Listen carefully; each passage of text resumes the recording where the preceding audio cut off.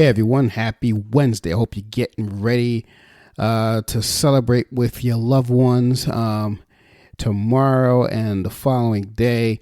As you know, tomorrow is Christmas Eve, and of course, Friday is Christmas Day. So I want to wish you guys a Merry Christmas, and I hope that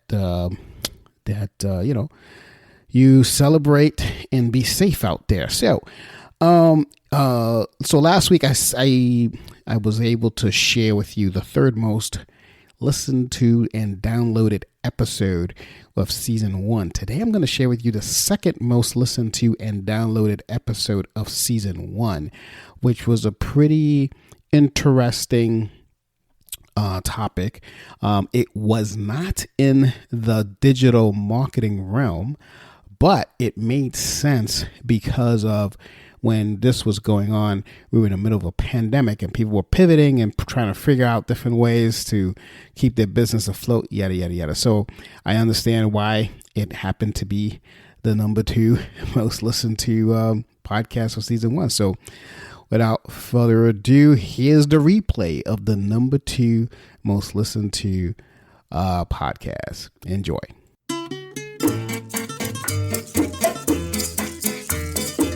Hello, and welcome to Marketing Solutions for Local Businesses, the podcast where you will discover all the latest and greatest digital marketing tools, tips, and strategies you will need to implement in order to stay ahead of your competition. If you are not getting the results you are looking for from your digital marketing efforts, this is the podcast for you. And now, here's the host of our show, the local business guy himself, Frank Deming. All right, everyone. Now that we got all of that information out of the way, I just wanted to now introduce to you our next guest. I did a little bit in the pre-intro, but I want to introduce something important in today's marketplace, to the point where if you're not thinking about this, you're probably going to be dying as a business, because this is where the industry is going, folks. This is the way small businesses, as all of you guys are small businesses, whoever listens to my podcast, either own a small business or have recently started a small business or in some sort of business capacity. And you have to think about something like this. I actually used to do this 100% until I actually started getting staff members. Well, I'm talking about virtual assistants. And on the other side of this microphone, I have a gentleman by the name of Allan Q, who I would love to introduce you to. And I'm going to let him do most of his introduction. But this guy has a lot of credentials, as I said earlier in the pre-intro, that I think you need to listen to him, because he has the capacity of helping your businesses grow. So without further ado, Allan, can you say hello to my folks out here? Hi, everybody. This is Allan Amit. I'm actually been in the virtual world for the last almost 20 years. And so basically been helping a lot of small businesses take it to the next level. So you're not pretty much a one-man show. So that's basically what I do. Oh, that's awesome. That's awesome. So, what, out of curiosity, Allan, what got you into the whole virtual assistant business? The funny thing is that with the virtual assistant business, I used to own an e-commerce store. I sold books online. And the funny thing about that was I did everything myself. And then right when I was selling that company, a friend of mine says, "Why the heck are you doing it all by yourself? And there's a virtual assistant." I said, "What are you talking about, a virtual assistant?" And so I did the research, and then I kind of wish that I had that before as well. And then it was a big help. And then when I opened another business, we went gung ho with the virtual assistant at that time. Did another e-commerce business, and that was actually it was a big help and saved a lot too in terms of overhead expenses. Yeah, no, I understand. Hey, by the way, it's incidentally, the name of that person who told you, what do you mean virtual assistant? Who told you that?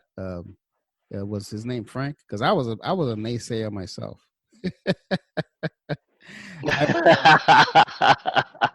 yeah, I had a hard time grasping that concept, and then I became a fan. So I get that. And it's a nerve wracking. Right. It is a nerve wracking idea.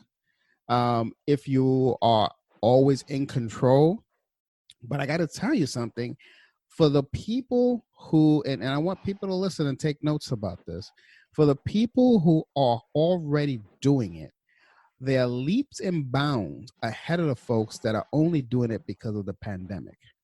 Let that sink in. Sometimes a great That's right. idea like this can really help you be in the forefront of things. So, I mean, I love the concept. So I'm glad you're here and you're able to educate folks here. He has a website that I'm going to put on the Of show course. notes. And is also, if you think about using his services, there'll be a promo code. We'll talk about that a little later on the show. But let's get on to the content. I want to have people understand the importance of having something like this in case you're not doing it already. And what that is I want to ask you, Hmm. what are the common challenges for business owners face when working with a VA, like, a team like yourself? Sure. First of all, what you have to understand that virtual assistants, what they do is they remove the most time-consuming admin task from your plate, right? So instead of doing it all by yourself, like I mentioned earlier, you have um, you have more time to close deals, explore business ventures, or even grow your startup, right? And not to mention spending more time with your family as well too.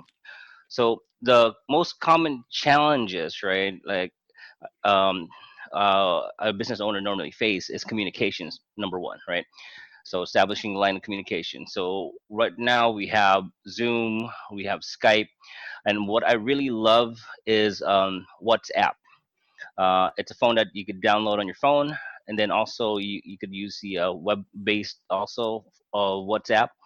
um, Easy to upload forms, pictures, recordings, things of that nature, right? um, One shot, and then they can download it. The next issue that or challenges that they normally face is productivity, right?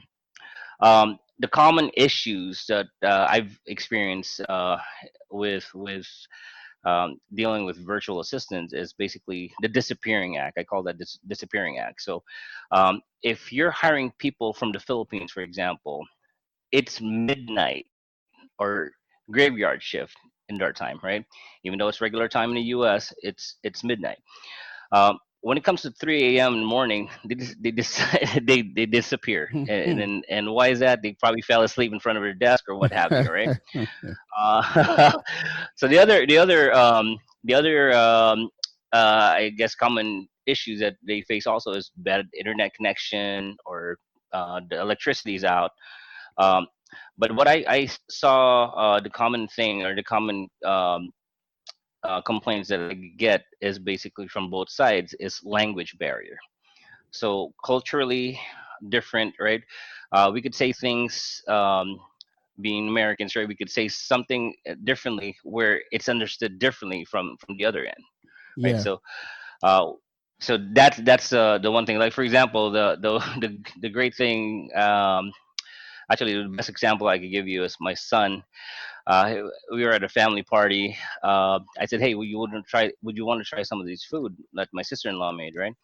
And he goes, "Oh, that's disgusting," right? In our terms, it's okay, but here culturally in the Philippines, it was an insult. So we had Right. to Right. explain that to them, and right. So even that small aspect, um, it means a big deal on the other side. So you got to understand that as well too. Now, for Wow. productivity, you have actually um, apps that you could use like Time Doctor, Hubstaff, Hive Desk, right? They all take screenshots as well too. So that's the one thing that you want to see as well is that what are they doing with their computer, right? But you got to keep something in mind though. that there is another issue facing that also, distraction from family members or friends, right? Yeah. Time Doctor Hub staff cannot see the time spent chatting on a mobile device or even chatting with somebody in the room. Yeah. So we had an instance where I had somebody doing an outbound call, calling for a client. Uh, Spent 10 minutes chatting with his wife, and they were arguing about what what was for dinner.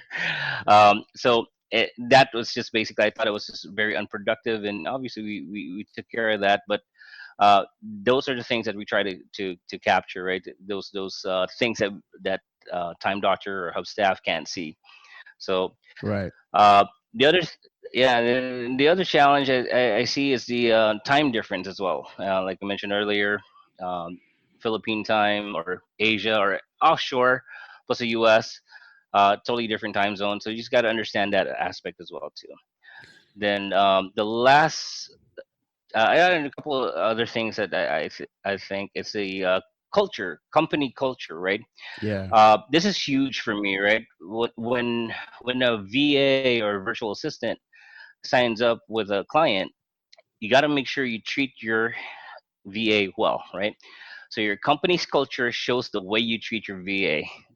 So and then it will show how your VA responds to your treatment as well. Treat them well, they will respond well, right? Um, so basically, obviously, there's guidelines and things like that. So we have and pay them well. What I mean by that is we had a couple of issues with clients where was unsatisfied with the VA. However, it was not in their scope of work, meaning the VA was hired as an admin assistant, but they were asked to do a website. Then the client decided not to pay. And I was like, wait, for a certain thing. So you got to make sure that what you hired them for is what you pay them for, right?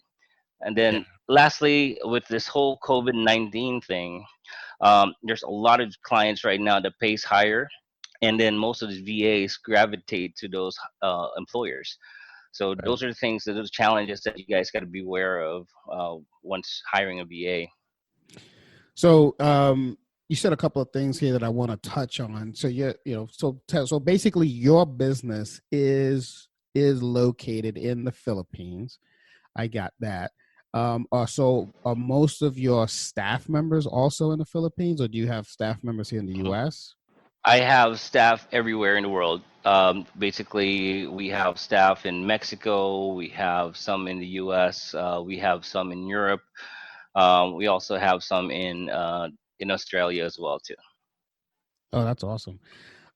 So, um, let me ask you this. So, yeah, what are the types of tasks that, I mean, because you mentioned the misaligning of this person that used to answer the phones is now doing a website and it was wrong. That happens Right. even Oh, here. right. That even happens here when a staff, I mean, there's a couple of, when I first got started in business, I used to, I would go after companies who I saw that didn't have a good social media presence. So I was like, hey, listen, I don't see you have a social media Uh-huh. presence. And the owner or the CEO would say, well, don't worry about it. My admin does that for me. And I'm like, your admin's not a social Right. media expert, what does she know about driving traffic? So it's the same thing. It happens even Right. outside Exactly. of the virtual world. So what is your role, and I know it's hard to stop that, you don't know what's going on because you're not there all the time, but what do you do to mitigate that? I think my listeners would love to know that if they want to embark on something like this. Oh, very good. So what we do, so we have account managers in place, right? That deals with the language barriers, that deals with the productivity and things like that, right? So we're kind of like the middleman, so to speak, right? So client tells us or instructs both the VA and our account manager, and then our account manager is like a project manager, just oversees what that task is, right? Um, then ask for clarity if there's any questions there, right? So from either the client side, also the VA side, before they get started. um, because one thing I noticed, like a lot of, well, including myself, right, what really I hate is, why didn't you ask me this question an hour ago when we first spoke, right? So basically just, hey, you got a question, ask it right there. If it wasn't clear, don't wait an hour later, because that's productivity time, right? So so uh, we try to get all the questions out there, and then obviously there are questions that will arise during the time the task is being done. However, we just want to make sure that we dot our i's and cross our t's before we get started. Okay, but what kind of tasks? Like, what are you? Is it sales calls? Is it answering phone calls only? Is it answering emails? Is it sales tracking, workflow management? What kind of tasks do you normally work with? Sure. So there are some tasks that are outbound, so lead generation, calling for realtors, calling homeowners. You have small businesses that are also B2B type of calls, calling different companies and then introducing that company. That's one aspect. We have purely admin task as well too, where data entry is involved, or even content writing, right? You mentioned about social media as well. We have graphic artists as well too. So it depends on the client's needs, basically what they need, and then we have to uh, put in the right person for that particular task. Right. So um, it could go from as simple as just even bookkeeping, right? Just sending us pictures of the receipts that they want to put in an Excel spreadsheet, and it could be as simple as that. Um, then the other thing is just data entry, right? So or even uploading leads onto CRM, or even inventory. The one thing that we deal with as well too is inventory. So those e-commerce businesses or even small businesses, right? They have a we just basically have to match their inventory to make sure, and then once they're low on a certain supply, we put in the order for them. Right. Okay.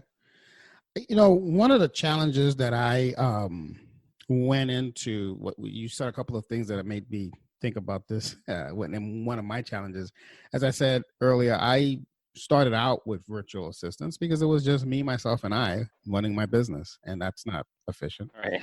And that's when I found out about the virtual assistant thing. And one of the challenges I remember running into was, like training. It didn't seem like all of the virtual assistants were trained. They didn't like we didn't know. I at least because I was new to it, because it was problems on both ends. I didn't know what I didn't know what I didn't know, and they didn't. I don't think they managed me properly. Like Right. they didn't educate me. So let's talk about training. Training your VA and training actually your new client. How do you handle that type of situation? A very good question. So first, what exactly do you want to outsource, right? So this is basically in a nutshell outsourcing, right? So what business process do you have that you want to put out there for us to help you with, right?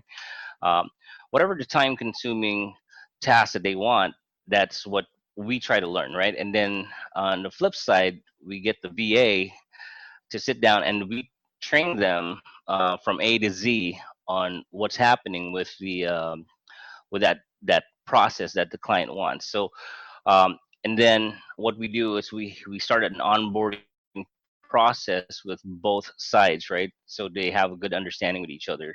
um, that okay, this is what the client wants, this is what we're providing, right? And basically the training has to come in, and basically you also have to learn or know the type of person you're training, right? So um, so some people are more hands-on, some are they like to just read and then they just go for it. So we try to do both. So we do hands-on training, and we also we help that VA really understand the task and just deep dive into it. And then once that's done, they're ready to go. Yeah.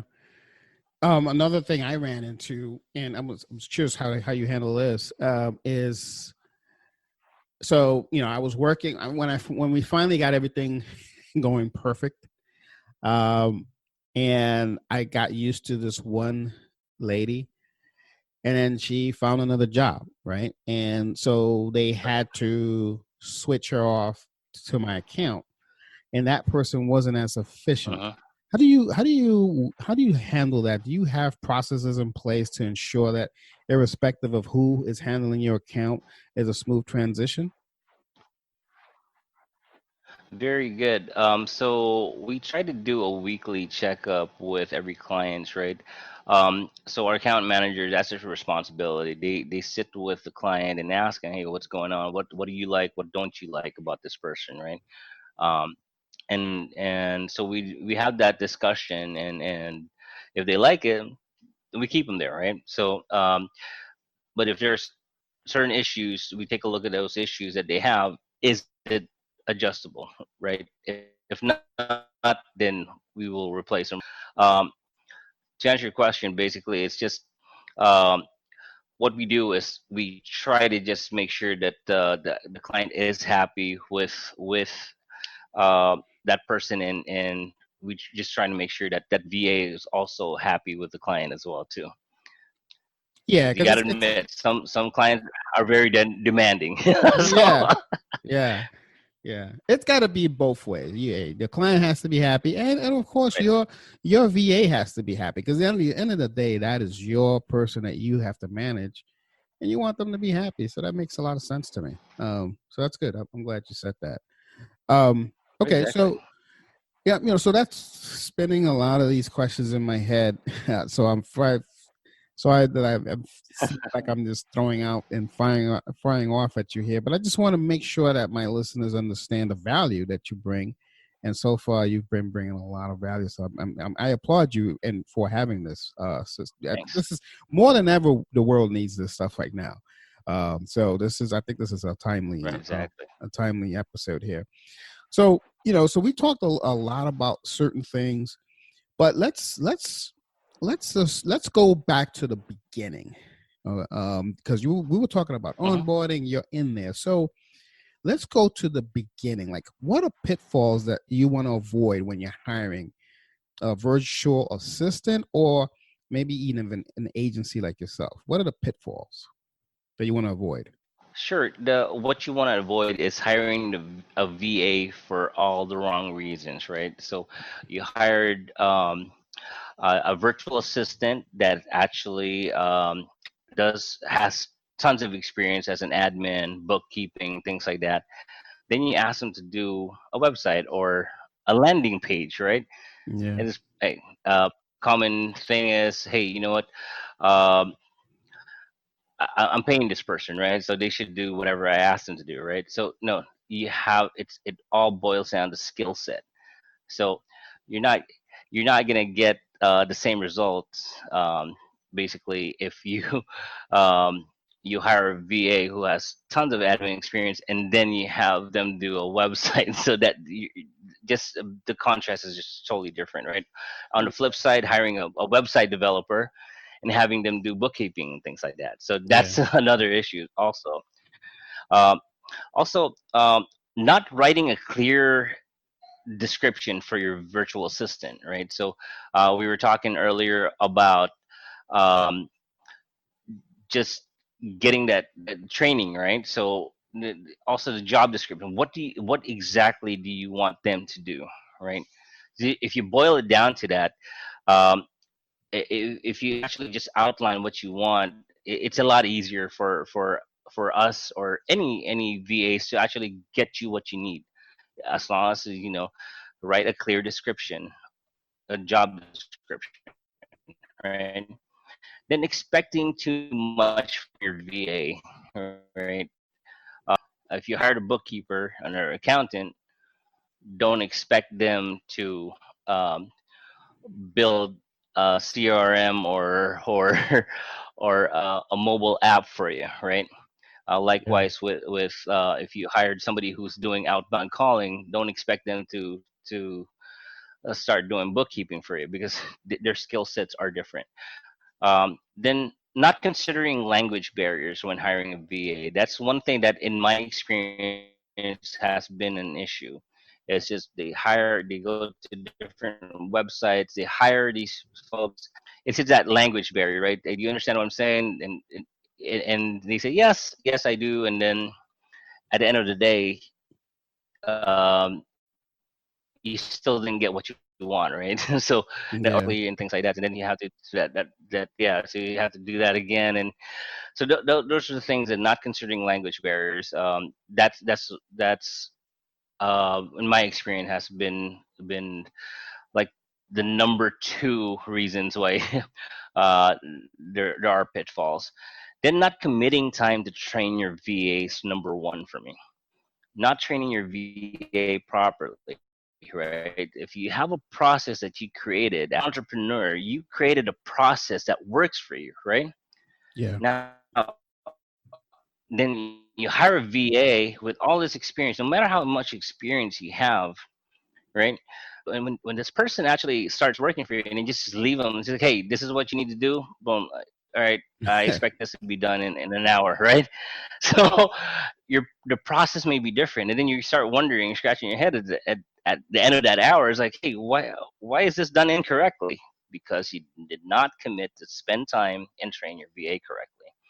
So spending your time with that VA, training them on your process that you created to make you successful as an entrepreneur, as a small business owner, or as a business owner in general. So Yeah. committing to that. One analogy that I really love was one of my clients actually said, right, hey, I can't expect somebody who knows how to cook to go into McDonald's and fry burgers and fries, right? I was like, that just blew my mind, right? Like, yeah, you're right. You can't just go walk into McDonald's like, hey, I'm gonna fry a Big Mac and things like that. There is a process to that, right? So you just can't just put in the fries and just call it the day, right? So there is a process to that, and learning that system. So let them learn your system. Then give them a chance. I've seen it before where clients would hire 10 people, right? Mm-hmm. 10 people, and then expecting to do the task, give them minimal instruction, and then expect them to do the task, and then fire 9 people and keep one, right? Whoever, that's not the way to go. Honestly, it's Yeah. like, spend your time. Or if they do train, um, there's no learning curve, right? So anybody who gets trained, there is a learning curve to that. So um, if you train them correctly, the learning curve minimizes. But Yeah. if and if you but you don't give them time to make that mistakes or even ask questions after that, and then you get rid of them, then there's a problem with that, right? So spend time, commit time. I'm not saying spend time, commit the time to train your VA properly, Mm-hmm. and then give them that learning curve Yeah. to really get to perfect the process that you created. So one thing that I'm hearing here, Alan, is that basically you have to, if you commit to this, you have to um, also commit to some time to make sure that it's the right fit for you. You shouldn't go in 1 month and then just say, oh, this isn't working for me. Because obviously, like going back to your example of the McDonald's thing, obviously just because this person is used to working with QuickBooks, let's say, Hmm. doesn't really know your business. Though they know QuickBooks, but they don't know your business. Right, So you got to give them time to right, understand, how you do business. So I like that, because the misconception is that these people they're going to go in and they're going to solve all your problems instantly. And yes, they will solve your problems, right. but so the common thing I'm hearing is you got to give it time. So I know people have the question in their head, and you probably don't want me to ask this question, but I'm going to ask it anyway. How much time do you Sure. recommend? How much time do you recommend? Is it 90 days? Is it 180 days? Is it 1 month? What is it? Sure. To be quite honest with you, I just for me, it's a 3 month period, 90 days, right? Okay. Give them that time, 90 days. Try them out. I mean, you'll know from the get go whether they're not doing well or not, is a good fit or not. Um, you'll know. But once you find that person that has that right? That hey, I think this person is gonna work out for me. Yeah. Then spend that time, that 90 days. Give them that 90 days. Um, but and trust me, in 2 months, in 60 days, you already know that you want to work with this person long term already. Yeah. Yeah. No, I agree. Yeah, I think 90 days is a good time as well for you to know whether, if in 90 days the person doesn't know your system or your process, by that time that person's not going to work out. So yeah, but Right. definitely, Absolutely. but definitely 30 days is not enough. I mean, come on, let's be honest. Yeah. And it also depends, I'm assuming, I've on seen, what I've the tasks, right? right. Right. It depends on the task as well too. So if Hmm. it's something very simple like even cold calling, a lot of people think that okay, so this person has 5-10 years experience cold calling, right? Don't expect them to get your script or your style immediately. Even as simple as cold calling. That's right. I've seen a lot of clients as just hey, they hire this person today, they're fired the next day, hire Yep. somebody else the following day, and then fire them the next day. Like, give them a chance to learn your script because like that style that you have. Again, like I was saying earlier, your company's culture, right? Yep. It's your company's culture. If your culture is like that, then maybe a VA is not good for you, right? So maybe you need to hire somebody in your office, right? But Right. a VA, give them a chance to learn that learning curve is it's this the common thing that I see as an issue is just people expect immediate results. They expect immediate adaptability. That's the one thing. It's just all of a sudden, boom! Hey, I need this done.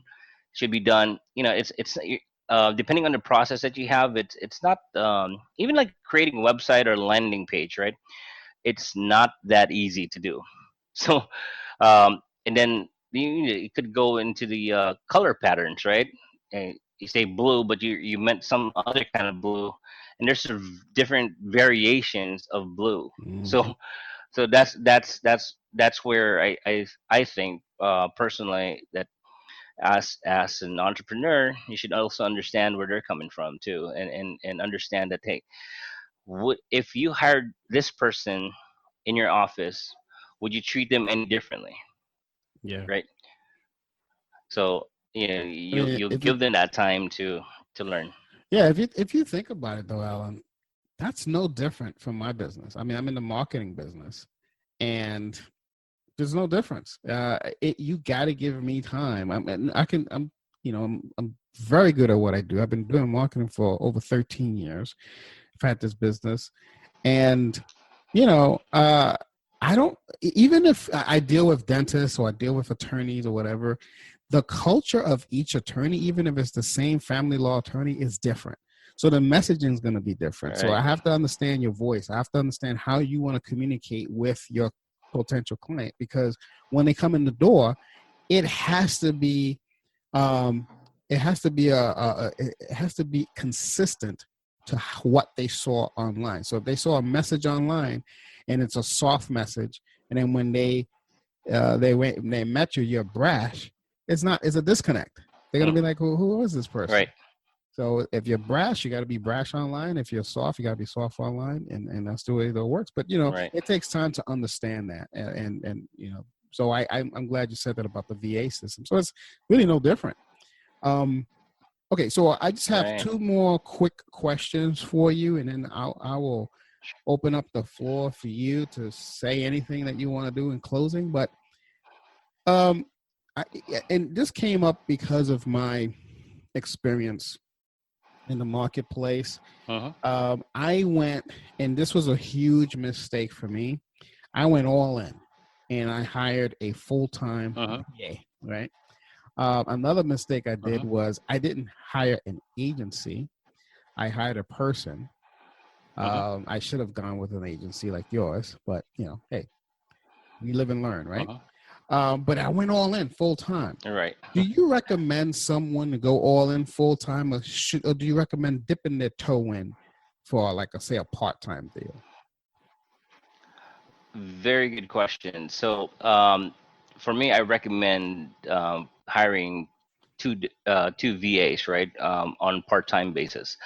Um, reason for that is basically you could choose now. You got best of both worlds, right? So if you in an 8-hour day, one can start in the morning and the other one can start in the afternoon, right? And you're trying them out. Um, before you commit to them, you could actually see already who is going to work out for you, right? Either the communication, is there a communication gap with one person and not with the other? But with the other person that does not have the communication gap, do they understand the work that's being done? So who's doing the better job, right? Um, and then at that time, after a few weeks or so, you could already tell who you want to keep, right? Who do you gravitate? Who do you get along with? Who do you click with that can actually get who understands where you're coming from? And Right. then that's when you decide to go full time. So, and then you could let the other one go, and then you could commit to full time because a lot of people commit full time. They pay top dollars for them, and um, what happens is they end up regretting it, and then it just leaves a bad taste in their mouth, right? So I don't want to hire Yeah. a VA anymore. I don't want to hire anybody offshore. So you know just be careful on how you want to do this because if you go full time, you're committed to that person, right? You're going to commit to that person, and then um, again, if you don't have that training and you don't have that line of communication established, you're gonna run into those issues. But if you have two VAs working part time, you can pick and choose who you want to keep. So, all right. So when you say part time, full, when you say that, you're saying you have two VAs, one working 4 hours, the other one working the other 4 hours, and they're doing the same task. Is that what you're saying? Yeah, you could do something like that, or like for example, we have folks that doing outbound, right? Um, so one person will be in the morning shift, and then the other one in the afternoon shift, and we could already tell who the client could already tell which one they like, right? But based on the recording and things like that, and Right. they listen to them like, oh, I like this other person's style compared to this other person, right? So um, Hmm. so hey, let's commit with this person, right? Same thing with any administrative task, right? If they give instructions, right? They send it via email. Do they need to do a follow up call for that email? Who's more responsive, right? Yeah. Like for example, if somebody emails me, I respond almost immediately, right? Um, and basically, you want to see that type of response as well too for any VA as well. So if they send me a message on WhatsApp, uh, you could see whether they seen that message or not, right? So, and Yeah. who could respond faster. So you could tell who you want. So you could pick and choose if you choose to do that, right?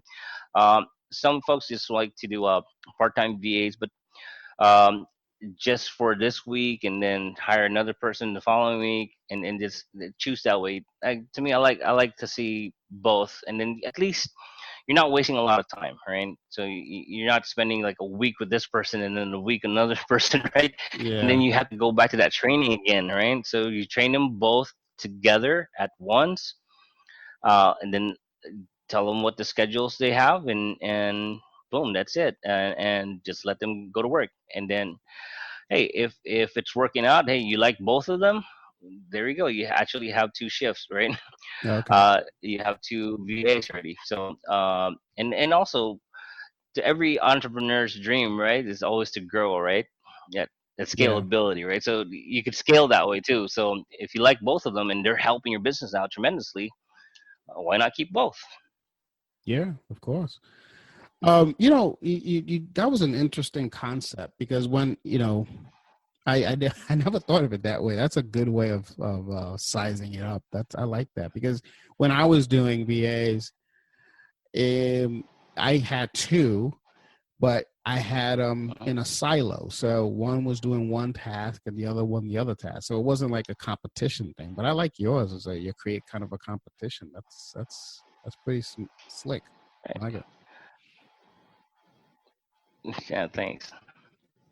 So, but yeah, and to this day, I know I now have people who do stuff for me all the time, but I still, when I get overwhelmed, I still do VAs. So I may, I still do VAs for certain tasks, like maybe for a 2-month project or a 3-month project, I'll have a VA offset some of the work that that my team is doing because they're just too busy. So I may look you up there, Alan, because I like what you're saying. Yeah, that's yeah, thanks. And also that's the thing too. One thing that you just touched on right now, transparency, right? If you have a short-term project, let them know up front from the get-go, right? Hey, this is a 3-month project or 2-month project. Yeah, um, and that will actually also help a lot because sometimes some people like commit to that company and then all of a sudden like in 2 months they're out of a job, right? yeah, So you gotta also be transparent in terms of that. I like what you said too, so that's awesome. So yeah, hopefully like a lot of your listeners would do that as well too. Just be honest. Hey, this is a 2-month project. I need all my receipts on an Excel spreadsheet. I have 5 boxes. I'm gonna take pictures of them. I'm just gonna scan it or send it to you guys, and hmm uh, this is just like a 2-month thing. Things something like that. It's just let them know upfront that on the time frame of your project. yeah. You got to do that. Hey, out of curiosity, let's see how we can help some of these listeners. I'm curious. What is your process? So how do we engage with you? Like, what's your process for onboarding? Let's say I come to you tomorrow. I say, hey, Alan, I need help with a email marketing project that I'm doing for a client of mine, and it's going to be Mhm. 6 months, whatever. What does that engagement process look like? Sure. So basically, we will sit down with you and try to get to the end result, right? So what do you want to see at the end, right? And then we reverse engineer that. So end result that you want, and then we work backwards that way. So we're working on step 10, right? So if step 1 to step 10, right, and it's that step 10 is the end result, we're working backwards, and we're trying to figure out exactly how you want it, when you want it, and then all the little moving parts or little pieces, we just try to put it together. We try to reverse engineer what you want done. And then you, like, what you look at your book of people that you have, and you start to align people Sure. to. And do we get a chance to Correct. pick out who, or you just say, hey, this is the perfect person for you, or is it you send us two and then we get to choose which one? How does that work? Abs- Absolutely. So what we do is basically then we match you with the VA that we think would be suitable for the project that you have, right? So we bring in this person, like 2 or 3 people to interview with you, Right. and um, see how you like them, and basically if hey, you choose this person, then we're gonna go with that, and then we try to bring him also in the latter part of that process, right? Try and figure everything out already. So once we hire that VA, we're already they're involved already at a certain degree, all right? They're involved with the planning stage of the project already, Okay. and then right when everything's all set, then we involve them in the training already. So actually, we're gonna start training them, and then we release the VA to you guys. Oh, awesome. Awesome. Um, All right. I mean, hey, that was my last question, but before we let you go, you have a special treat for my listeners. You said you want to give them a discount on something. Can you talk about that? Sure, sure. You go to our website, equitytrackbpo.com. Um, there's a chat box right there, or send us an email or the web form basically, and just put in the promo code Frank Deming, and you will get 20% off of your monthly billing for 6 months. Wow, So that's gonna help out a lot. that's gonna help out a lot to vet and try this out. I if I were you guys, I would take him up on this offer. That's a very generous offer. Thanks, Alan. I think Yeah, you're welcome. I think this is the wave of the future. I've always loved the virtual thing. Once I learned what it was, and I think it's even more important now to get involved in the virtual game. So if you're not out there in the virtual game, folks, start thinking about it, because it's going to help streamline your business, and it's going to help you stay above of your competitor. And I wholeheartedly believe that. Like I said, my process, even though if I have a team, I still use VAs from time to time for projects.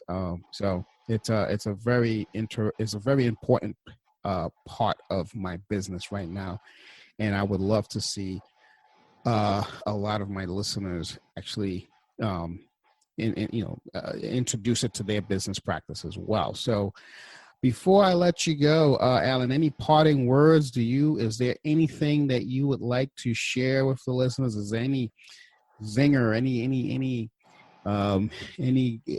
guru statement as a VA owner that you would like to impart and tell them, why they should listen to you guys?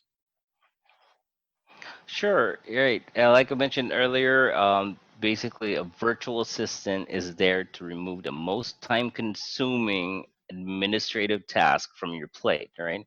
Instead of trying to do everything all by yourself, there is help out there, especially for small business owners. Listen, you're not alone. You're not alone. There's people to help you out, right? Um, you want your business to grow, take it to the next level or something, let your VAs help you. But just make sure you commit time to train them on the process that you created. Yep. And I totally agree. So that was awesome, Ellen. Thanks a lot. And I really, really hope that at some point you can come back and we can continue conversing over this very important topic in the landscape of today's business world.